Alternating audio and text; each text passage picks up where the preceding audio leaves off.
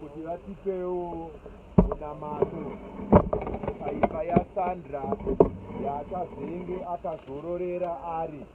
Saka mukati meino nguva regai tisiye nguva kuna mufundisi.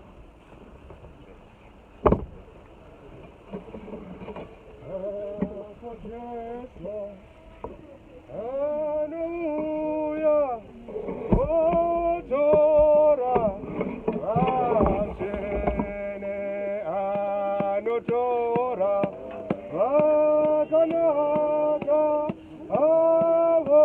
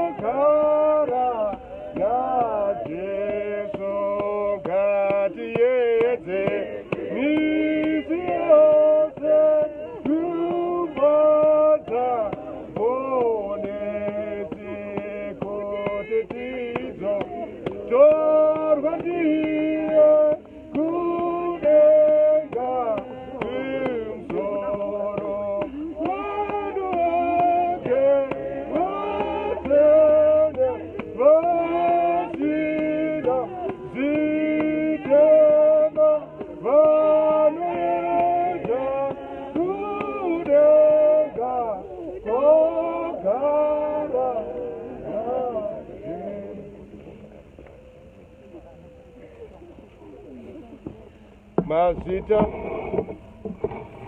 pamusoroi muri yose kwa Nyaira,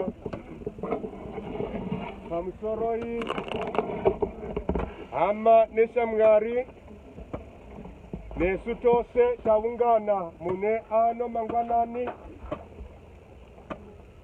mukuyeuka upenyu we hama yedu tete Sandra nemukutenda Mwari pamusoro pemakore awakatipa ekugara naye pamusoro penyika ino.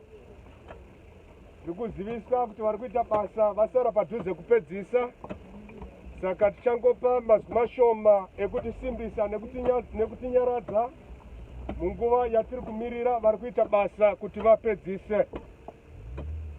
Hama dzangu dzinodiwa muna Kristu, munzwisisi weuchenjeri anotitsanangurira pamusoro penguva yakadai. Paanotsanangura kuti chinhu chimwe nechimwe chine nguva yacho yatakasarirwa naMwari kuti chiitike nayo. Munzwisisi weuchenjeri zvakare anotidzidzisa kuti isu vapenyu tinoziva kuti tichafa.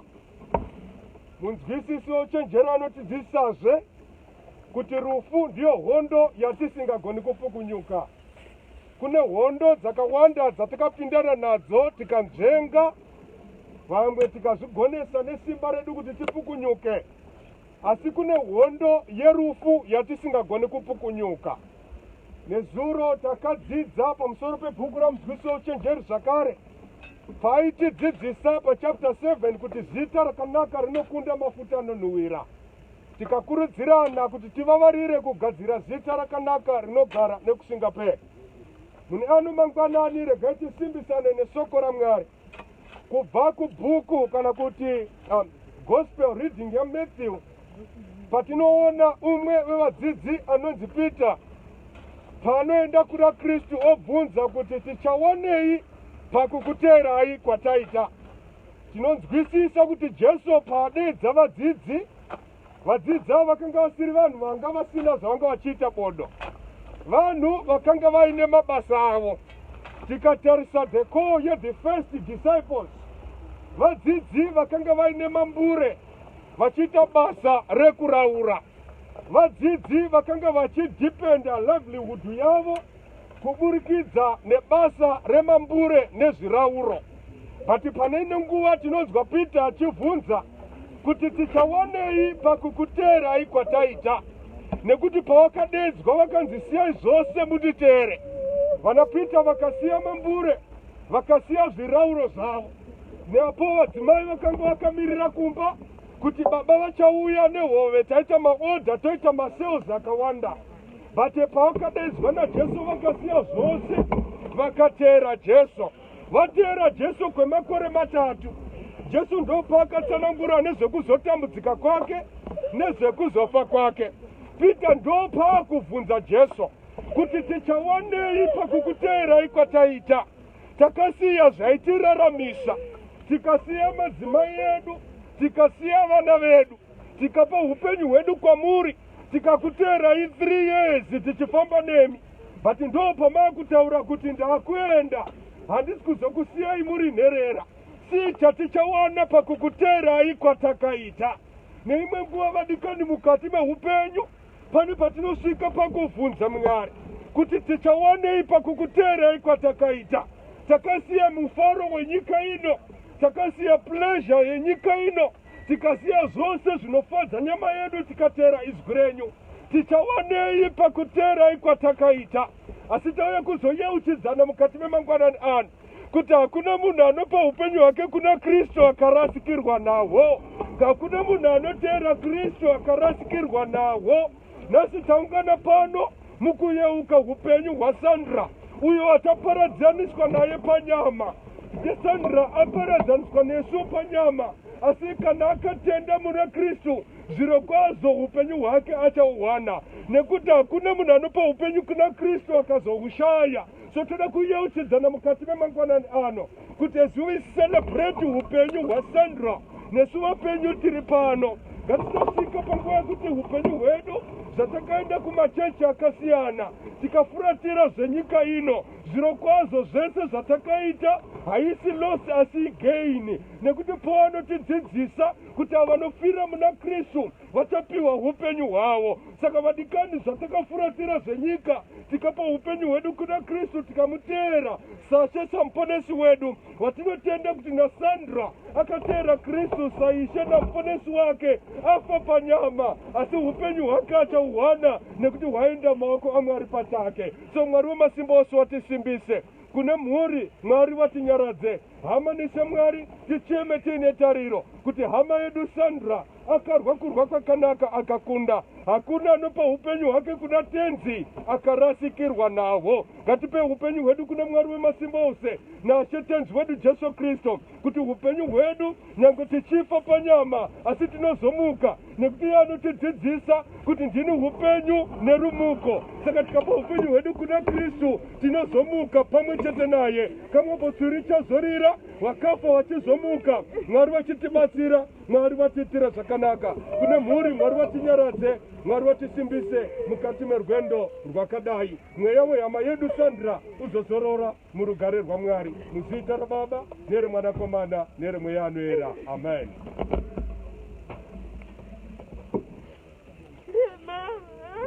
Zvakanaka, ndine hama yangu iri pano. Tinavafundisi ungwe vari pano veAfrican Apostolic Church. Kunova kwakanga kuchibata hama yedu tete Sandra. Regai tivape mukana panguva ino kuti vatitungamirire nemunamato. Vanga vachiita basa vapedza tipe mukana kuna kuzotitora kumaproceedings anoteera. Baba, tichungamirirei mutitendere Mwari neupenyu hwehama yedu. Tinamatei muzita raBaba neramwanakomana neramweya mutsvene nokunamata Jehovha Mwari werugare vakasanganiswa nemwanasikana wako wawatora zvino. Tinokumbira kuti mabasa ake akaita amuteere sezvaakaita baba yake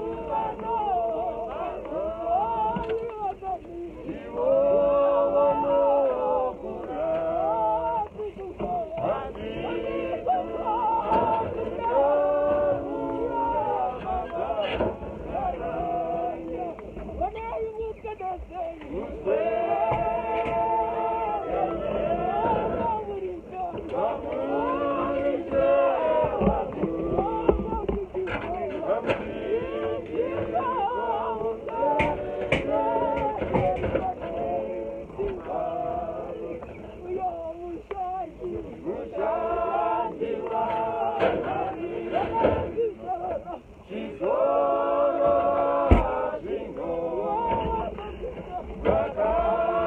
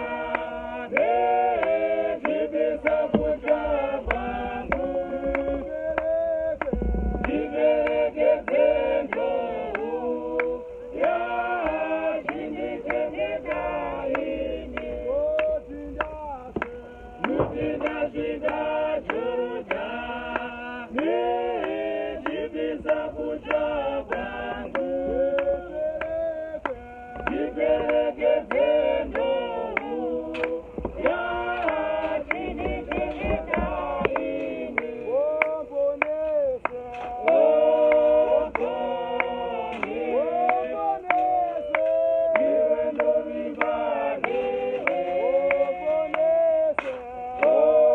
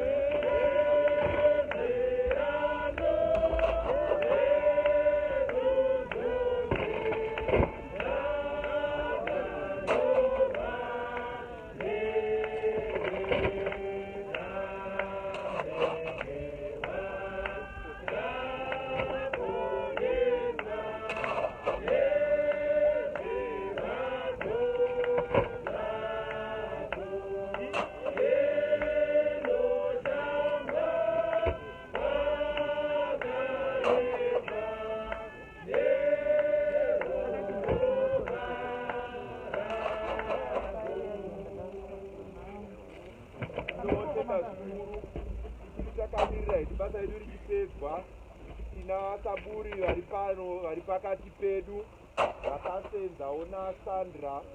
I think zvaitika zvakanaka vakagona kuti vangouya vachingonzwawo how they work naSandra nguva yavakanga vari pamwe chete. Vasaburi.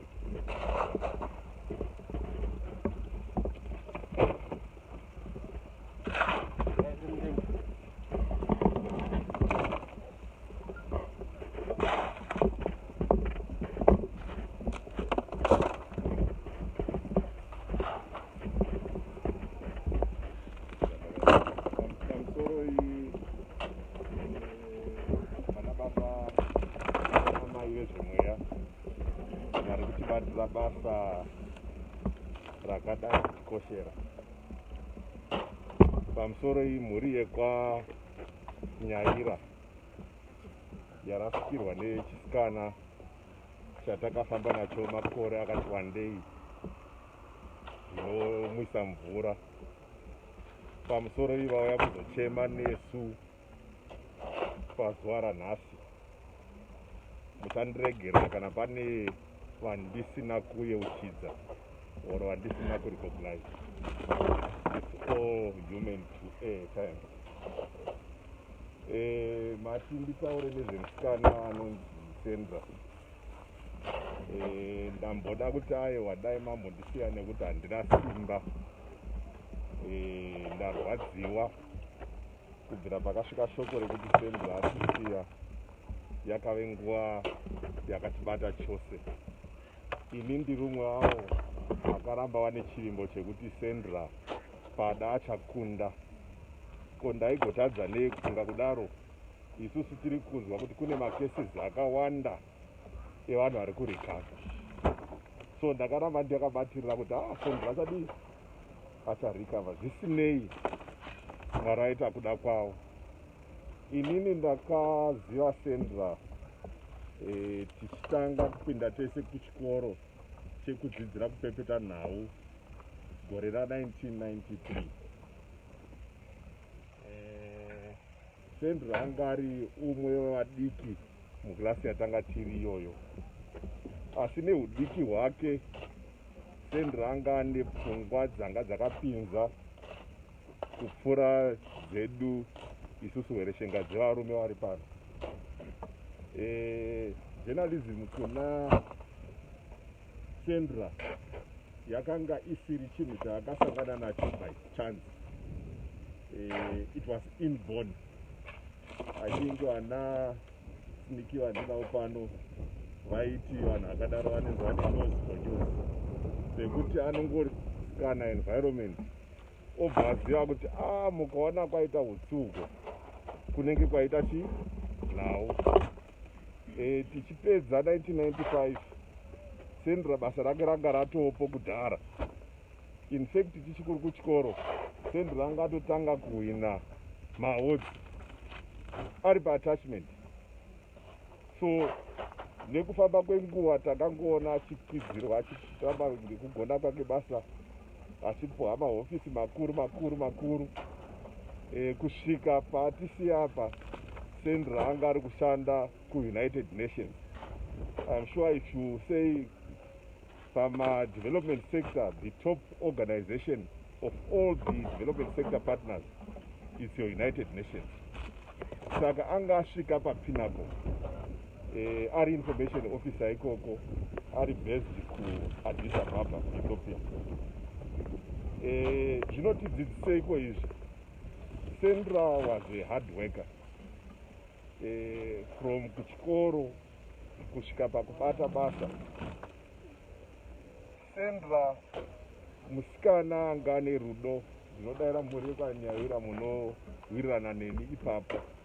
Ende rudo rwake rwanga rusingatangi nekuperera paari kana kumhuri yekwaNyaira. Kwese rudo rwake rwaitibata. Ndinodaira even isusu wakafamba naye nguva yatakafamba naye kuti tinge tiri kuwirirana.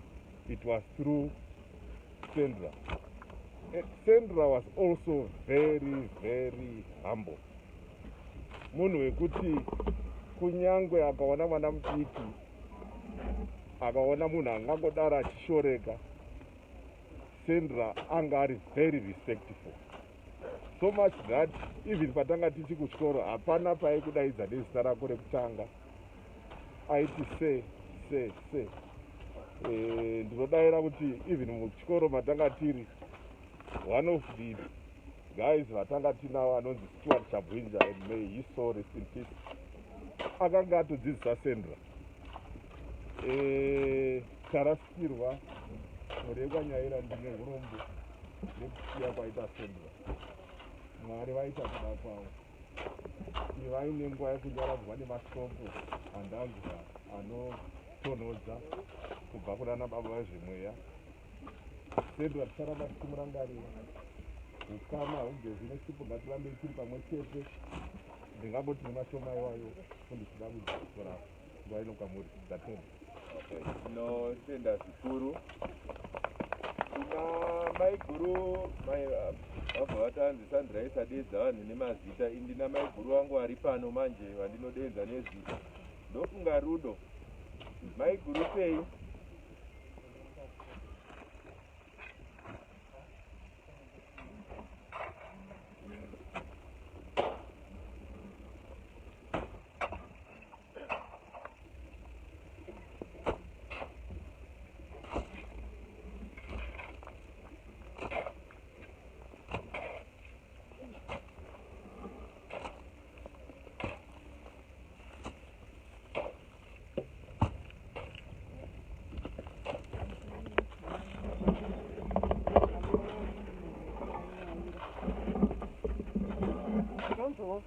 Zaba ndinotapwe nawo ndakasiza naSandra kuZiana, and then Sandra anga atingori colleague to me. She was also a friend. Munhu wandaiti isawira, angati sawira yangu.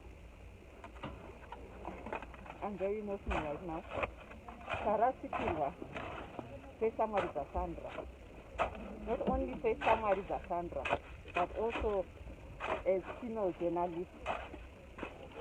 Sandra was one of the few female journalists vanga vasingatye vaita basa sebasa. As you know, most of you, if you look at journalism, yakazara, it's male dominated. So Sandra was one of the few female journalists vakakwanisa kupinda muprofession iyi. Not only kupinda, but vaikunda varume vakawanda. I'm sure vese varume vapana majournalists ari pano will agree with me. She was a prolific writer. She was one of the best female journalists that we had. Not only female, but also a journalist in Zimbabwe. So say journalism fraternity, Tarasikirwa, Nemwedu. Up to now, I can't believe that Sandra is gone. Passing Namat, Kuti Anobuda, Kuti Noise. So when I got the call, to say Tuesday, it seems Sandra is no more. I can't believe I'm standing Pano, Tichione Sandra. Sandra, Angane Moyo Wakanaka. In the Kamburwara, I had managed the operation. Sandra Aruku Adus. Sandra would always call every night. Kaimuti prayer warrior with. And Angane Rudo and Sandra Monamana Rudo Sangarana Sandra. It didn't matter kuti Anga Buddha Muno Murini, Kanataka Rini. I'm sure everyone Sukura. But whenever you came, can only Madame Sandra was always there. Sandra would make it for Sandra and Harare. As Naku as she said also the stage. Samaria, I never thought of be standing here today. Taken so soon. And very much of our government is a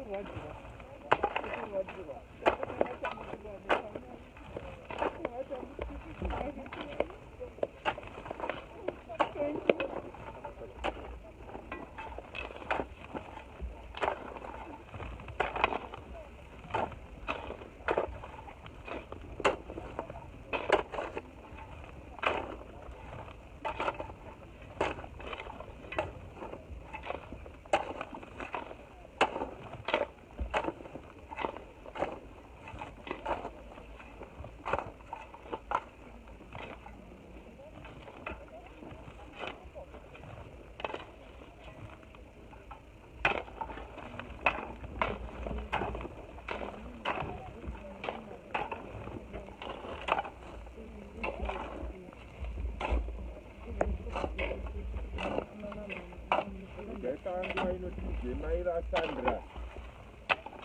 Yatiri kufanira kuti basa Nyaira Sandra rauya panotaura. Sekuru gomba rume mukugadzirira.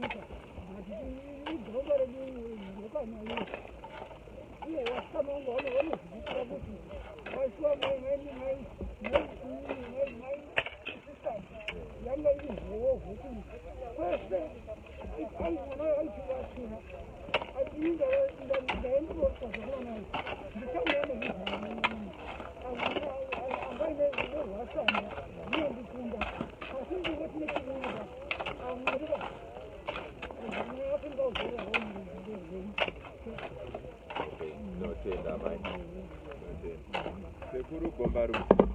Ndaona mufundisi wa Sandra vari pano zvekare. Mufundisi kana sekuru vangopedza mungotipawo masoko pamusoro paSandra. Ndinotenda. Nditi pamusoro yefundisi yedu. Pamusoro yezviri panyera wakosha wangu. Ndiri pamusoro yezviri pagomba rume. Wabva wakarasanza. Ndakamira pano pasekuru waSandra, ndakamirira mhuri yekwangu. Ndozvakurasirwa zvikuru zvirikidwa nemuzukuru aradzekwa. Sandra kumhuri dzekwedu zita chaiyo rekumupa rainetsa nezvanga zviri maari kuti taimutere miscarriage kana tomutere disconfidence nekuti zvinhu zvake zvaiita so zvimwe zvacho zvanga zviri maari kana tomutere mislove nekuti anga ari rudo kumhuri dzekwedu dzese. Kupedzisira chandakaona mune zukuru wangu anga ari mwenzi, anga ari light. Aisada kuona anoshupika nerima rekuzadzidza kana kusaziva. Aizowedza nepese paaigona kuti mhuri yekwake iyo igare mumwe. Rudo rwanga rwina Sanzi nemhuri yawe paNyaira. Ndakutenda Mwari nenguva yawakatipa Sanzi. Takadzidza zvakawanda kwaari. Nyanga anga ari mudiki nemetaito rasikasana sekuru. Ndikuti muzukuru wangu rorora murugare. Zvawakatiratidza makore takararama newe takatodzidza. Ndinotendawo. Okay, tinotenda zvikuru. Mufundisi vauye. Ndakutongokumbirawo hwana achazouya. Miss Audrey Charamba vanozouya vabva vangopedza ndichipedza ipapo po hapangoya ari kuzotiitira vote of thanks. Tinotenda zvikuru.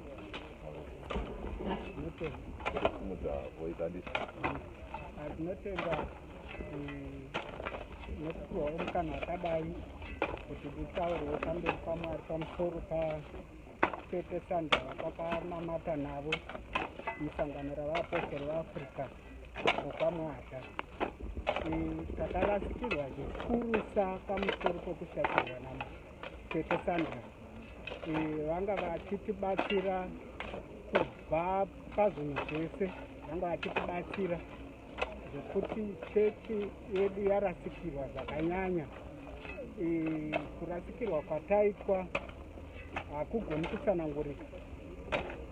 Rudo rwavanga vanarwo mukati mevatendi, mukati mevanhu vose tichiona ndichifamba navo, munhu anga ane rudo rwakakurisisa norubatsiro rwakakurisisa nechitsama chevanhu vanopupurira kubatsira kwake. Handina hangu akawanda pamusoro pokuningasira, asi ndiri kuhwakususikana zvikuru pamusoro pokushakirwa kwakadaro. Tinotenda hama neshamwari dzauya kuzotibatsirawo kuti timuchengete saizvozvo, navabereki vatitenderawo kuti tive tinotaurawo pamusoro pokupupurira tete Sandra pabasa ravakabata tichishanda navo tiri muchechi ravaposi veAfrica. Kudzai Jehovha. Natenda vote of thanks vachitigadzirira ndizvoka.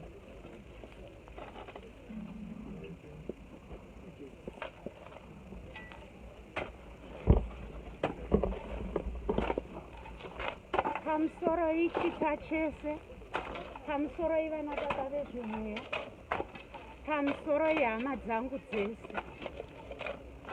ndinoshuwira kutaura ndichisekerera nenhau yokuti musikana watauya kuzokotsa, musikana aifarira kusekerera, musikana aigara zino rake riri panze, musikana anga aine rudo.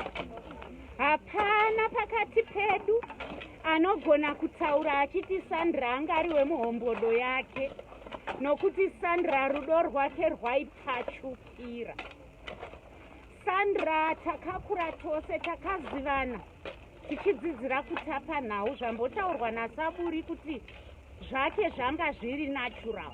Asi inini ndiri kuda kutaura pamusoro paSandra outside upenyu hwake hwekutapa nhau.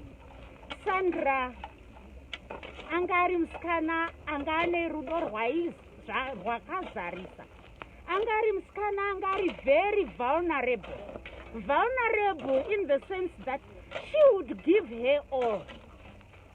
There were people that embraced it murudo, there were those that abused it. Ndinonamata kuti vaiita abuse iyoyo dai vakawana kutendeuka rakaita zviri nani. Sandra akativhurira musha wekwaNyaira. Hapana chaiitika kunotona chataisaziva isu hama dzake, nokuti wakatiisa mukati memwoyo wake. Sandra patakaguma kuonana musi wa16 here kana kuti 18 June, tichiseka, tichitaura zvese nezviri kutsi kwemwoyo, tikazoudzana kuti ngatichiparadzana nokuti kefyu yaakuchaya. Tichida kutenda Fiona naTaona Pfukwa nokuti ndo vakati tihuyai tisangane sehama dzepedyo. Tikaita izvozvo, fume tobvunzana wasvika kumba zvakanaka here? Sandra uri kuti sori hama dzangu ndiri kunonoka kudaira nokuti ndabatwa nekaflu kandisiri kunzwisisa. Hatina kuziva kuti kaflu aka kakazoramba kachingoita kaflu. Asi ndiri kuda kuti ndisiye ndichingoti hama dzangu, Sandra waifarira bhora. Sandra aida bhora zvisingaita, aikomendeta zviya zvekuti wainakidzwa. Saka vaifara naye kunyaya dzebhora rambai muchifara. Chikuru chitsvambe chaatisira ndechekuti dananai. Dananai hainei nekuti uri muKristu, hainei nekuti uri muMuslim, hainei nekuti uri chii. Even masatanisti vanodanana. Sandra uri kuti dananai. Ndo chipo chaatisira, chinova ndo chipo chatakasirwa namambo wedu Yesu. Mai nyaradzwai, nokuti mwana wenyu akatizarurira, akafamba nesu, tikachema naye mama vaagona kurara padyo navo, chinova ndicho chinhu chinogona kunge chichitomufadza achisekerera ari maari. Ana tateni makashanda, tinongoramba tichitaura nemi, tichifamba nemi, nokuti hunyaira huri matiri nesu tiri mahuri. Oye, vaindirwe Yesu Kristu. Tinoda kutenda zvikuru nemasoko anga achitaurwa nekuda kwehama yedu Sandra. Pari zvino ndiri kukumbirawo vari kuuya kuzotiitira vote of thanks.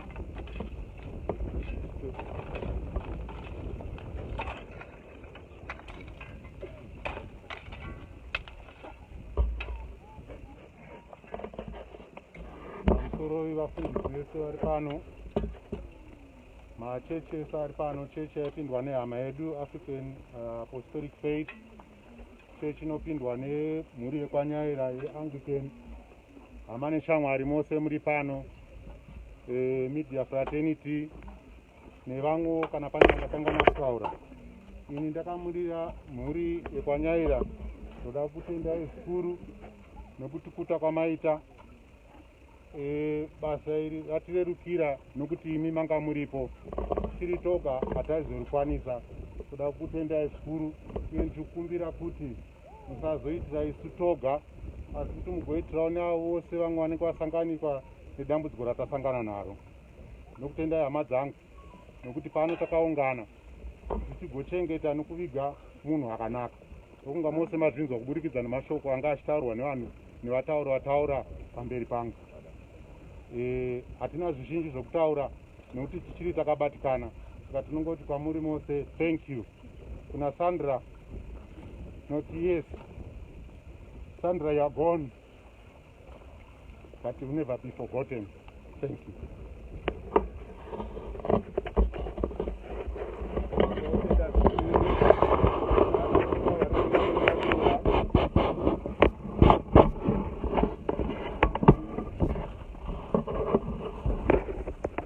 Kuitirwa maruwa edu, tokumbira mufundisi vabva vanamata, then tosununguka hedu.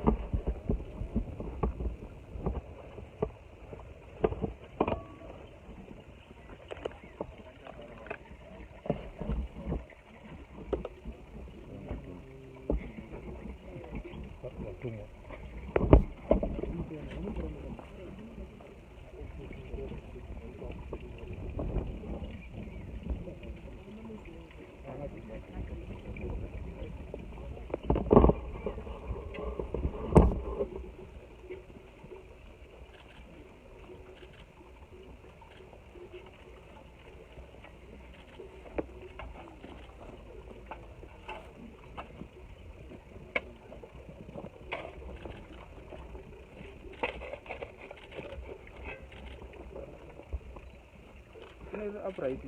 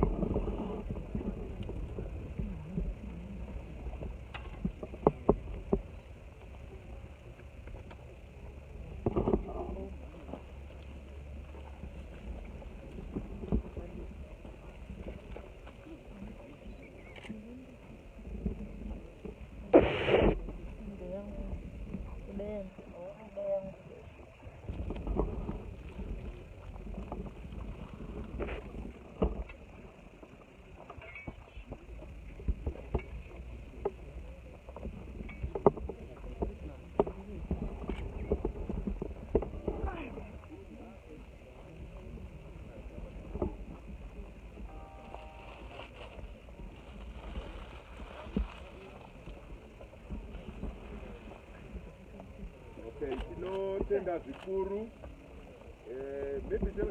anatera anatera vari papi vangosimudza maoko chete.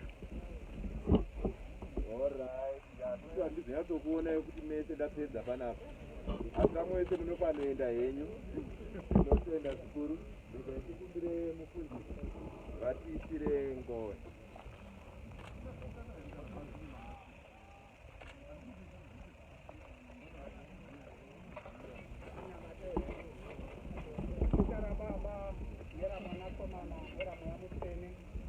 Ndinokutendai Mwari Baba makasika denga nenyika.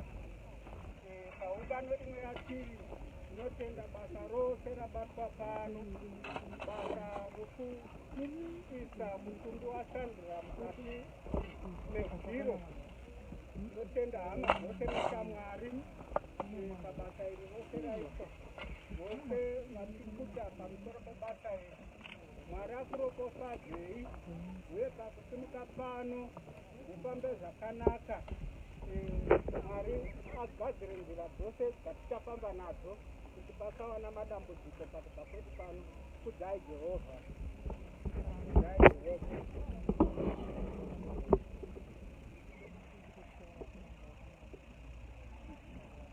Tinotenda zvikuru. Ndokungata kunyunguka hedu kuona manesha Mwari